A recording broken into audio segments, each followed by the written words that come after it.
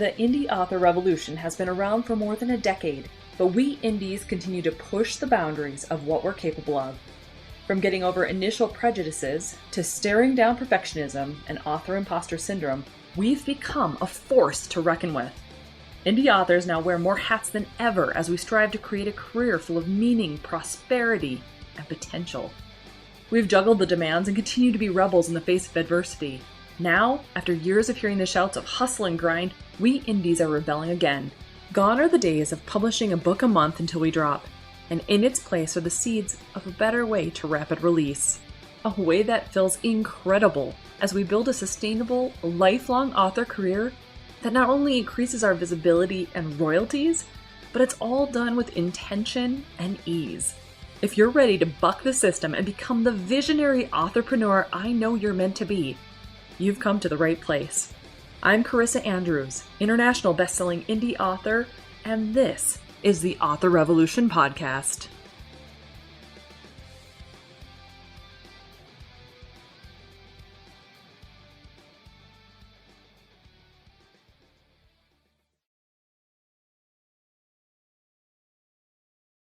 Well, hey there, guys. Welcome back to the Author Revolution podcast after a week hiatus, thanks to the 20Books Vegas experience.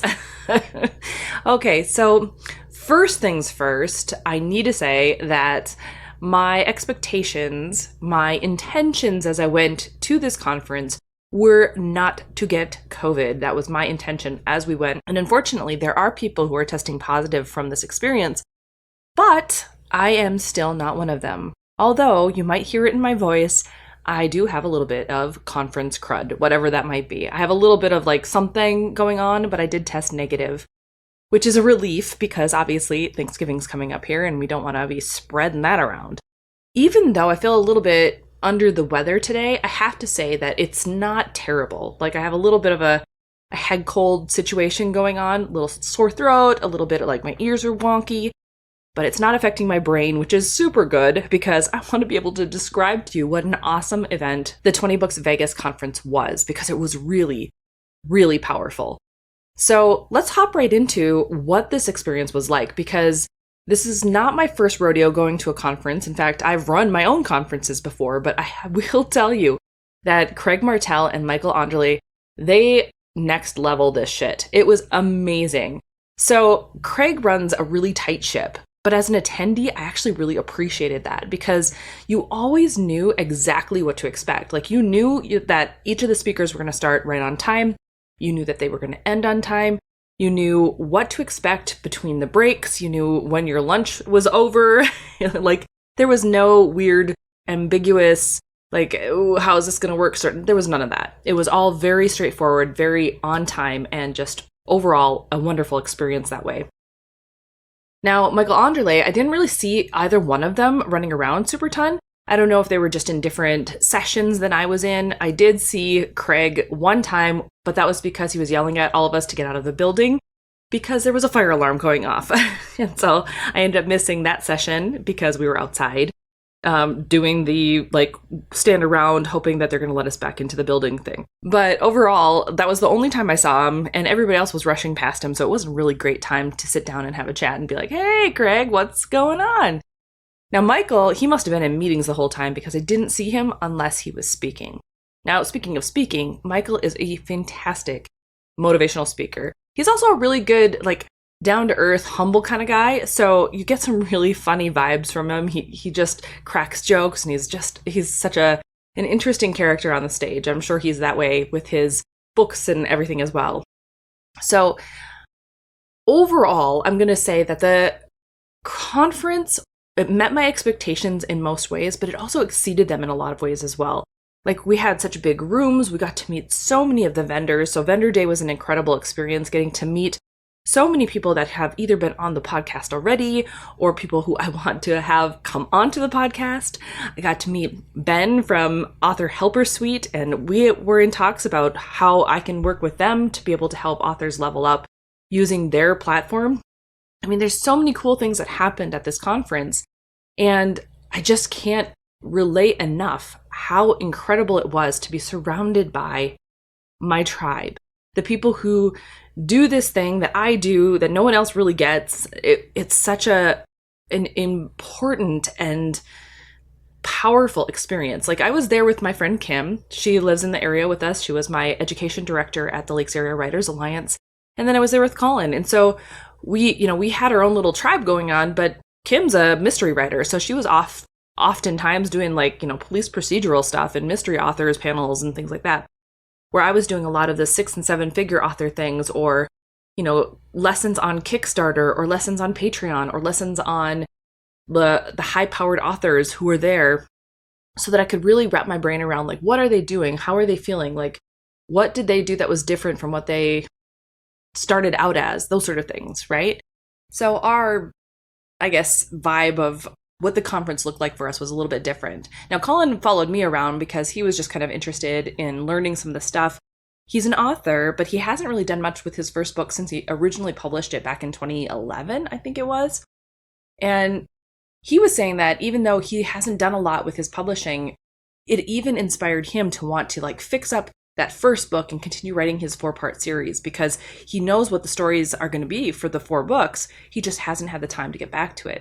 Now, if you follow my author newsletter, you know that, like, for Colin, his big thing is actually flipping our house. He's been working for the past 8 years trying to up-level our house, change it around, renovate it.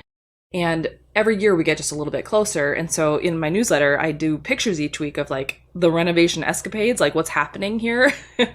And so until we get this house finished, he is really not in a headspace to be able to do a lot of writing. And I totally get that. So it was neat to see him get inspired through the talks and the places and the panels that I wanted to go to, and he just kind of followed along. He fully anticipated spending a good majority of the time with like headphones in and just kind of watching Netflix or something.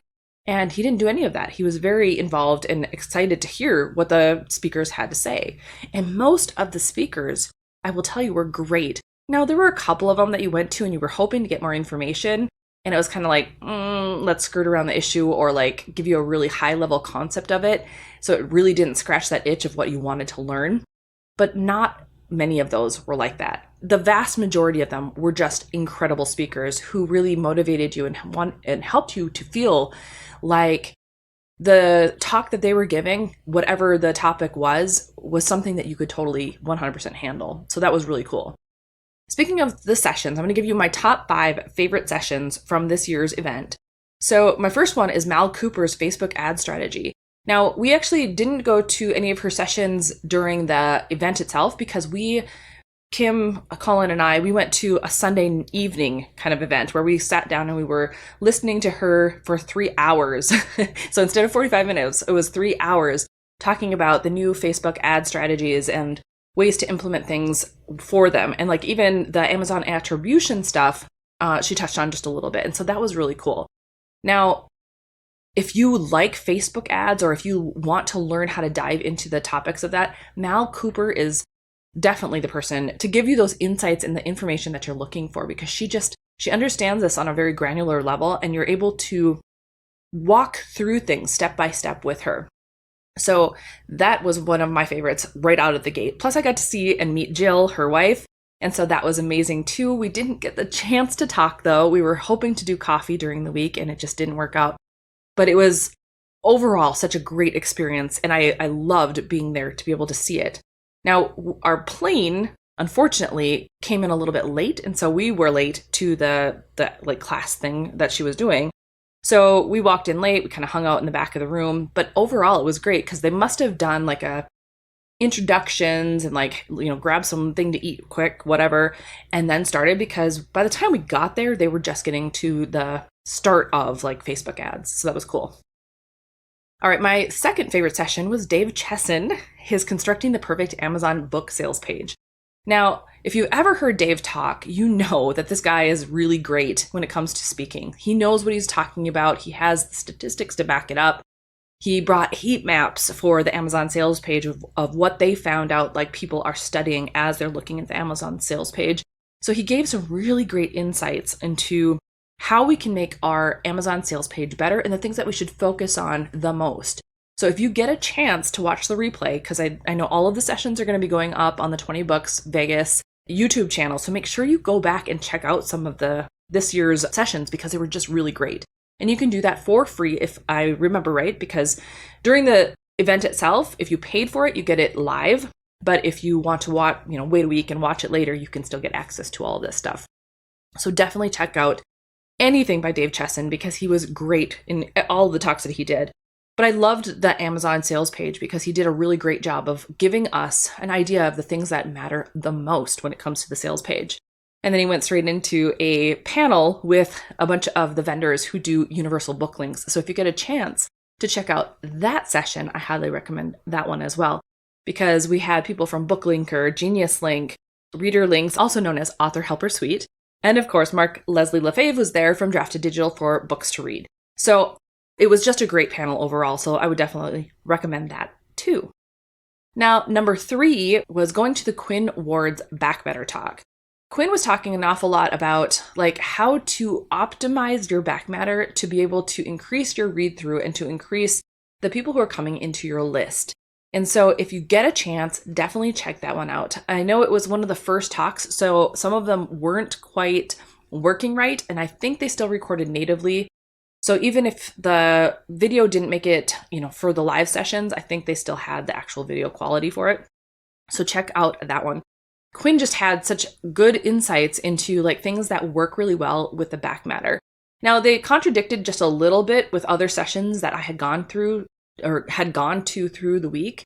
But the most important thing that I took away from that particular lesson was that rather than, you end your book with the end or to be continued or whatever, and you have a page break immediately after that, you want to have a call to action right underneath that last sentence. And you want it to be one of two things, according to Quinn. Either here's where you get the next book and here's a link, or here's how you can sign up for my newsletter. I don't think that they're the only two that matter. And it just depends on what your strategy is, the thing that you really want to have these readers who finish your book do. So I played around with this concept before this talk, obviously, a long time ago, back in March when I was releasing Midlife Wolf Bite. So my concept was I wanted to see what would happen if I asked them to leave a review, because I hadn't done that through any of my other books, and I wanted to just see what happened to the reviews. I did that on Midlife Wolf Bite, Midlife Wolf Pack, and guess what happened, guys? It works. So Midlife Wolf Bite became my first ever title to hit 400 reviews. That book did it in less than a year. I think it was 7 months or something like that. And Midlife Wolf Pack has already gone past the 200 reviews mark. And it blew out of the water some of the books that I've had out for a very long time, including some of the Windhaven books. And those are some of my best selling books ever. So what I want you to take away from that is whatever your call to action is right after the end or the last sentence of your book, make sure it's the thing that is what you want most. Have that dominant intent be powerful. And trust me, it works magic because wow, holy cow. Okay, so number 4, the talk number 4 that I really enjoyed was Martha Carr's talk on working through adversity. Now, Martha is in my genre. She's an urban fantasy author. And I really didn't expect to be as moved by her talk as I was. She talked an awful lot about what it was like to, have cancer and be trying to go through things while you're trying to have an author career. She talked about what you can do in order to elevate back into the space that you want to go. And there were moments where you're just you're so touched by what she's saying that the audience is over there oh gosh, okay, keep back I'm not crying, you're crying, that sort of thing. So if you get a chance, definitely check out Martha Carr's talk because she did a great job there. Okay. And now also number 5 was the high-powered author panel. That was on day 1. They had a whole crew of people who are considered high-power authors. Now, these are people who are earning 6 to 7 figures. They are incredibly successful at what they do. And they were up on the panel talking about their stories. How did they get from where they were to where they are? And I think the biggest thing that I was surprised about, because I expected more people to come from a place of my husband works. So I was able to put a lot of money into my Facebook ads right away in the beginning and it blew up, I was expecting more of those types of talks. But that wasn't the case. Most of those authors who were on there came from a place of struggle. They came from a place of poverty mindset, of trying to overcome adversity, of trying to get past whatever humps they were stuck in and move forward into a space that really elevated them into more money, into the mindset of having more and being able to embrace abundance, right? So it's really interesting how many of the 6 to 7 figure authors talked about starting out poor or really struggling. So if you're in a place of that, where your mindset is, I'm struggling, this is never going to work out for me, I want you to really check out that high-powered author panel and check out the Last Days author panel as well, because they talked so much about like how they overcame and how you can too. Because I think each one of us, we need to find those stories that are aspirational. We need to prove to ourselves that this can be done. It's been done by other authors just like us. And if they can do it, we can do it. Because once we have that example, now we know it's possible. Now we know we can move forward confidently in it. And it releases some of the resistance that we have, or some of the limiting beliefs that we have about whether or not we can do it ourselves, right? So if you get the chance, definitely check out all of those things. Of course, I checked out Tammy Labrecque's talk about newsletters. I checked out a lot of, like Patty Finn and his talk on Kickstarter. We went to the Kickstarter panel. We went to the Patreon talk. There were so many cool and interesting ways that authors are making money and they're leveling up their author careers that you might not even be thinking about. And I want you to really think about checking out their talks and their sessions, because it could give you an inside tip to something that you could do and you could do really well. And then just it becomes this thing that blows up for you. So check out some of those other sessions too. All right, so this was also my first trip to Vegas. It was Colin's first trip as well. And so I wanted to talk a little bit about what Vegas is like, because to me, it was surprising how the experience of Vegas was. So I guess I went there with this kind of expectation that it's going to be like all these flashy lights and like naked chicks walking in the street. So if you walk down the street, you're going to be like, ugh, here's this thing. But actually, the lights, yes, that was definitely a thing. I mean, you got flashing lights everywhere, but I really didn't run into a lot of like scantily clad people. It might have been the fact that it was, November and 60 degrees, and anyone other than a Minnesotan or Alaskan thinks that it's like freezing. So who knows? But we did so much walking, Colin and I. So like every day other than Sunday, we finished up the conference and we went out on the city. Like we went walking everywhere. I think there was one day where we walked 8 miles during that like afternoon, evening. It was crazy. So we were walking all up and down the strip, trying to see the sights, to see what's around us, to figure out like what makes the city so cool. And I gotta tell you, the thing that really struck me the most about Las Vegas was, have you ever had one of these dreams where like you're in a dream, you're in this location, and the dream morphs, and now you're in a different location, and then the dream morphs again, and you're in yet another location. You know that kind of dream, right?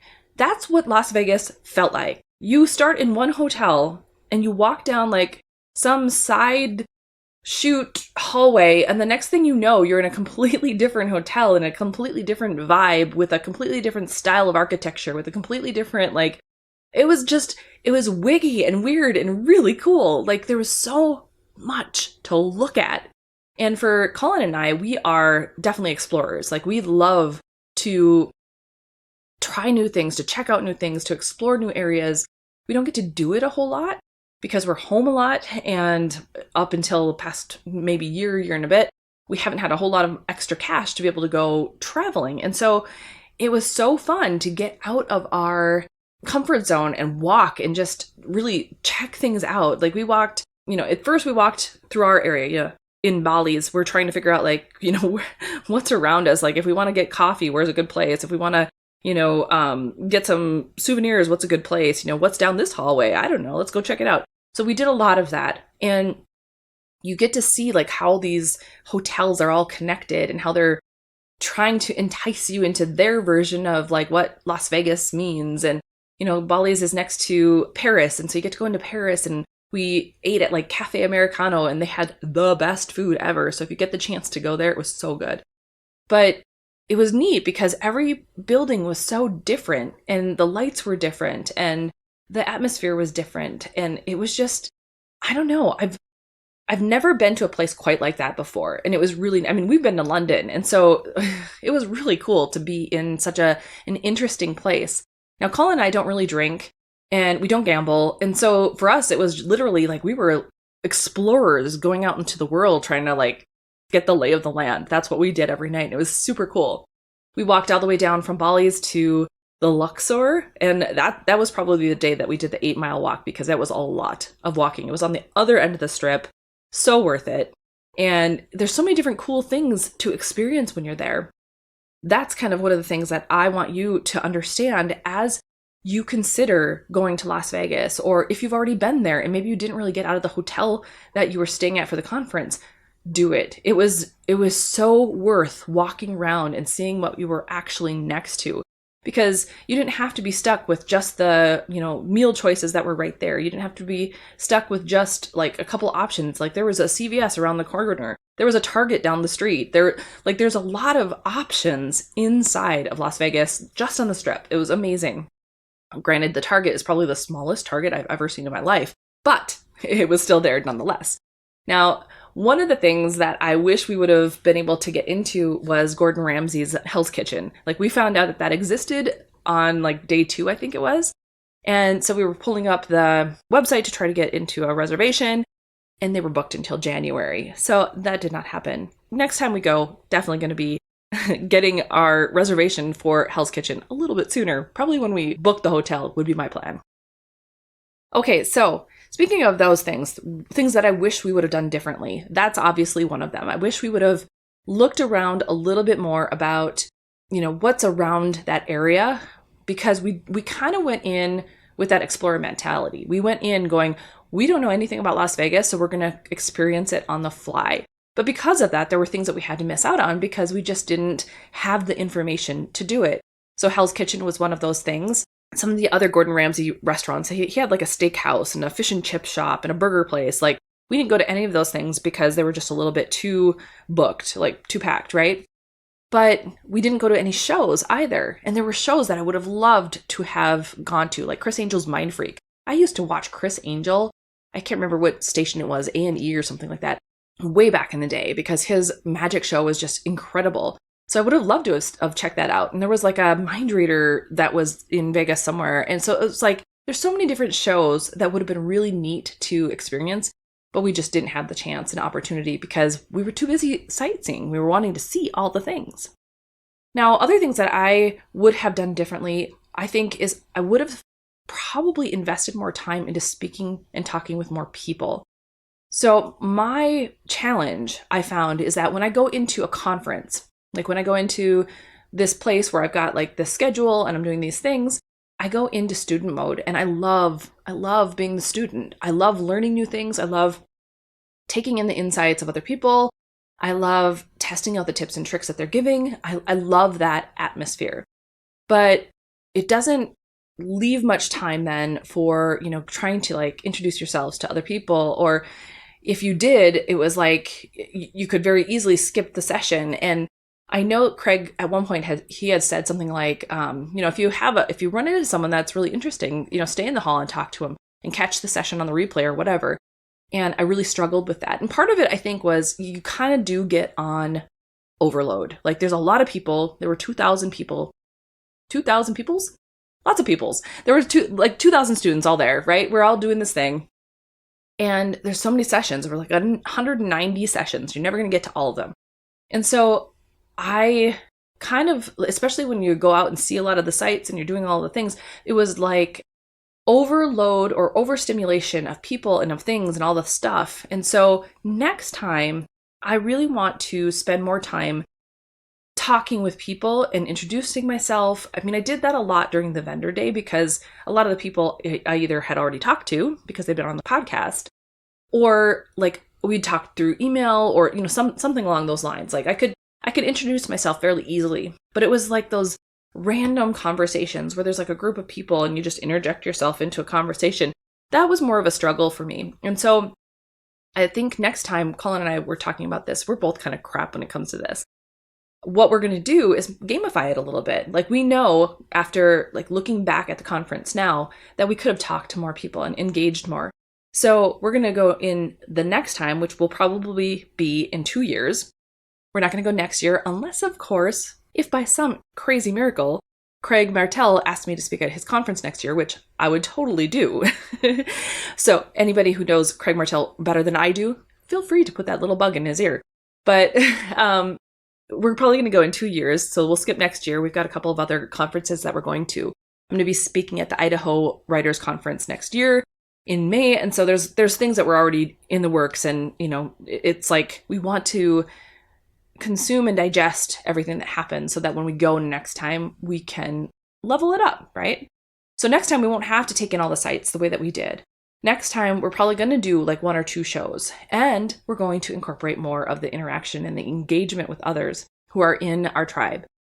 So we came up with this game where he's going to pick 10 people randomly throughout each day for me to engage and say hello and talk to and like learn more about and, just do the writerly talk thing. And I have to do the same thing for him. So it'll be interesting. He has this like British no fucks given vibe sometimes. And so he can do that much easier than I do. Like I struggle to interject myself when I am not already part of the conversation. Like I have no problem. Someone's like, hey, Carissa, oh my God, there you are. And then all of a sudden we're talking. That I can do. But yeah, it's different for me. I don't know why. It's so weird. It's like I consider myself extroverted, but I'm also a little bit introverted, and I do get overwhelmed by all the things.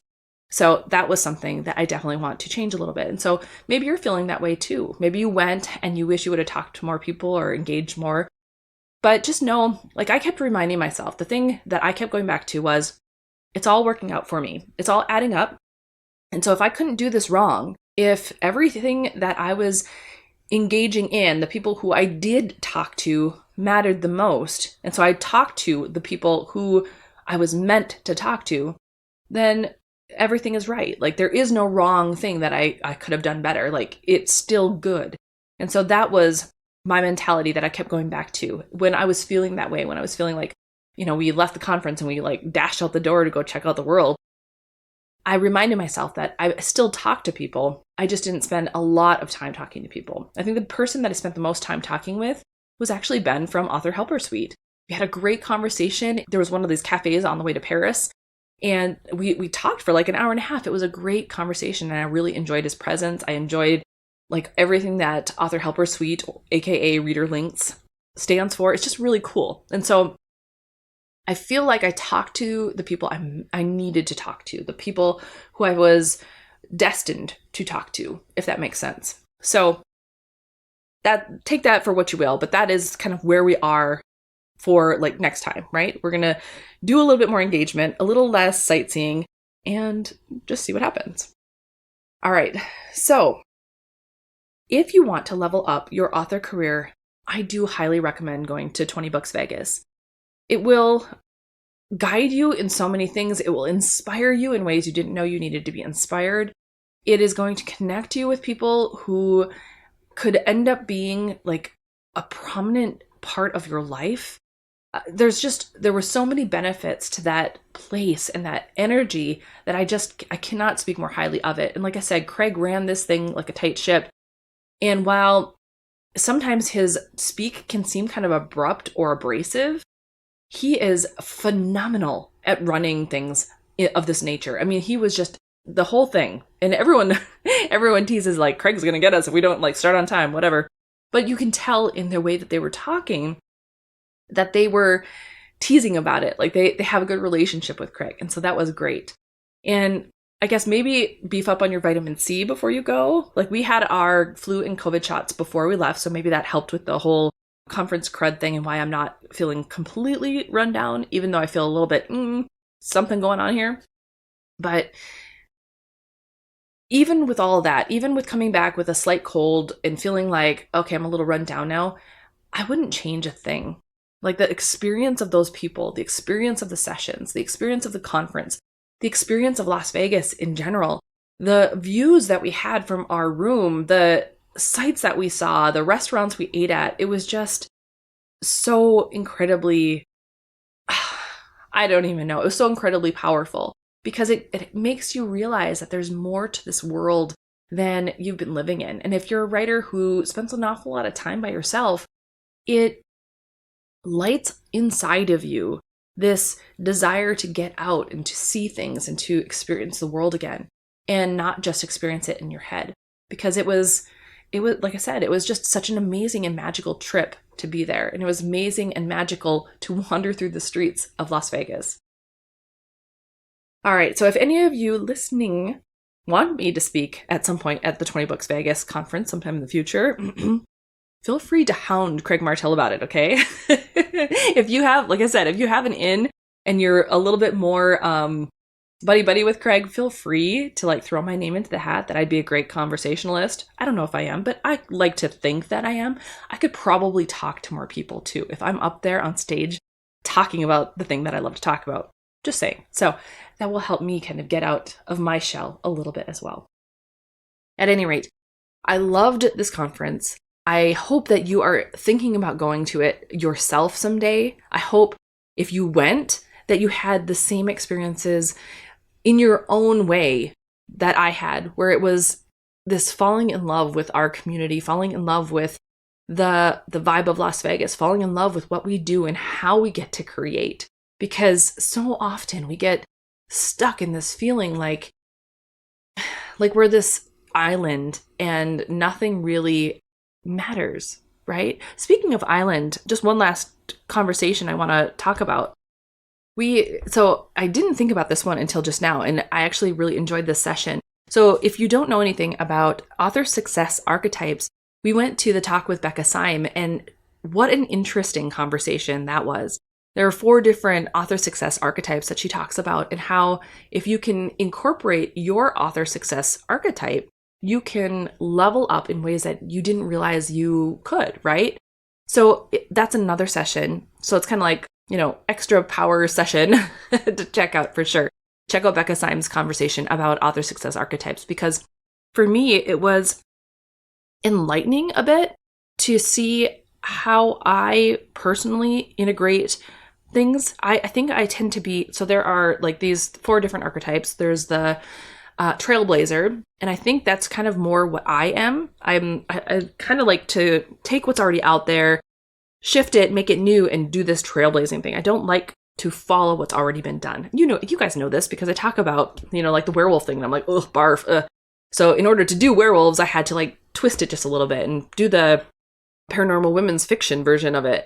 And I do that a lot with my other books. And so I tend to be this trailblazer. I don't overly care if people are following me, but if people aren't reading me, or if I'm not being understood, then I start to feel bad. And that's a thing of the trailblazer, right? Underneath that, it's a drafter. And the drafters take a look at what the trailblazers are doing and typically do it better. So they're the ones that come in and go, oh, this looks really cool. We're going to do a lot of this and expand it really wide. And all of a sudden it's everywhere, right? And so they overtake the trailblazers in some ways. And then there's also the evergreen. And they're the people who wish that they were drafters, but really they're just kind of copying what the drafters just did. And then of course there's the island, who is the person who really doesn't give a fuck. Like they're going to just do what they're going to do. They don't care if you read me. They don't care if you follow me. They don't care if you understand me. Like they're just writing their shit just to write it. And that is Colin. So my husband is definitely an island. And when it comes to books anyway. And so if you get the chance, definitely check out that talk because it was super fascinating. She gives some insights on how you can be more successful. And I think she probably has more information in either a book or a course as well. And so I have asked Becca to come onto the podcast. I'm not quite sure when she's going to make it, but I need to follow up with everyone that I talk to. So it's still on my list of things to do. But yeah, definitely check that one out as well. Because it's so powerful when we leverage our personality, our desires, the way that we do things, when we can leverage that to our success, we become authentic. We become powerful in what we're doing. And if there's one thing that the 20Books Vegas conference really hammered home, it's that we all have it within us to do this thing. Every single one of us has the ability to be super successful. Every one of us has the ability to overcome whatever it is that we feel like is holding us back. And this is something that I've talked about for a long time, but it drove it home again. And it's something that I think every single author needs to hear. It's okay to have those down times. It's okay to feel like you're, messing it up. It's okay to feel like things aren't working. And it's okay to go, you know what? I can still fix it. Or, you know what? My next series is going to be better. Or, you know what? Every step is a step forward. It's all working out in my favor. And those talks really, really made sure to hammer that home. And I encourage every single one of you to listen to them. Find the conversations, the talks that resonate with you, the things where you really need a little bit of help. Like I said, there was talks on Kickstarter, on Patreon, on how to, do your back matter, how to do your sales pages. There were so many talks that were niched down and so many talks that were wider that were powerful and very much in the focus that we all need, right? Whew, I talked an awful lot and now my throat is starting to hurt. It's burning right now, guys. But all that aside, it was worth it. I wouldn't change a thing. I'm so glad that we went. I'm so glad we experienced it all. And I hope that you do as well. All right. If you'd like to grab the transcript to today's podcast episode, make sure you head over to authorrevolution.org/158. And if you are hearing this the week of Thanksgiving, which is when it's going to be airing, make sure you head over to authorrevolution.org/bibliophile to be able to get in on the Bibliophile Black Friday deals that are going to be going on for 4 days. So it's Black Friday through the weekend and into Cyber Monday. And you're going to love it. So these are books that are discounted from their normal price. It's a little bit different from the book bazaar that we've got going on right now. So this is specifically ones with deals. And I hope that you check them out because there are a lot of incredible books on that page. And you need books for your own TBR, right? Or maybe you need books for your friend's TBR, your mom's TBR, whatever. Make sure that you start checking out and supporting your fellow authors too, because that, my friend, is how we help each other out and become this author revolution, right? So speaking of all that stuff, have fun, have a wonderful Thanksgiving if you celebrate that, and go forth and start your author revolution.